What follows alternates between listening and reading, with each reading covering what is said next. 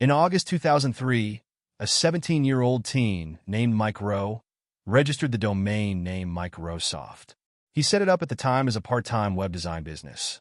He said at the time, regarding his choice for the domain name, "Since my name is Mike Rowe, I thought it would be funny to add soft to the end of it."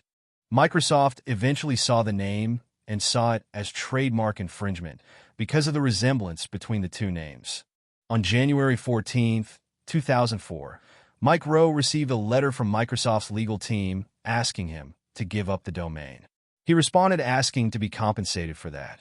Microsoft offered to pay him $10, the cost to register the domain name. Mike Rowe gave a counter offer of $10,000 that Microsoft turned down. He later said he only did that because he was mad at their initial $10 offer. Microsoft accused Mike Rowe of setting up the site in order to try to force them into a large financial settlement, a practice known as cyber squatting.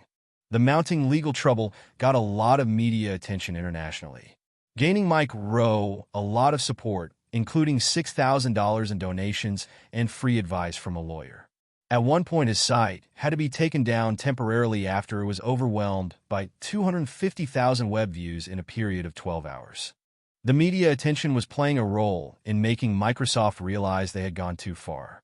The Microsoft spokesperson said at the time, "We take our trademark seriously, but in this case, maybe a little too seriously."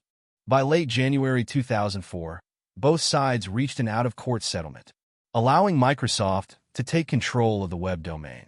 In return, they would pay all the expenses Mike Rowe had incurred, including setting up a new domain and redirecting web traffic to Mike Rowe forums.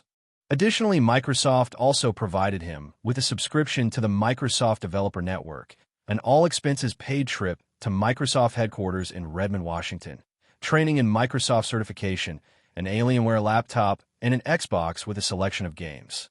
And that's pretty much the entire legal battle between the two domains. I tried to find information on what Mike Rowe has been up to since then, but all I could find was a Reddit post saying he's been a professional poker player for at least 3 years. I was able to learn that he sold his legal documents on eBay. They initially saw high bids, but ultimately sold for just over $1,000 after the fraudulent bids were removed. And that's all there is to talk about. Thank you for watching.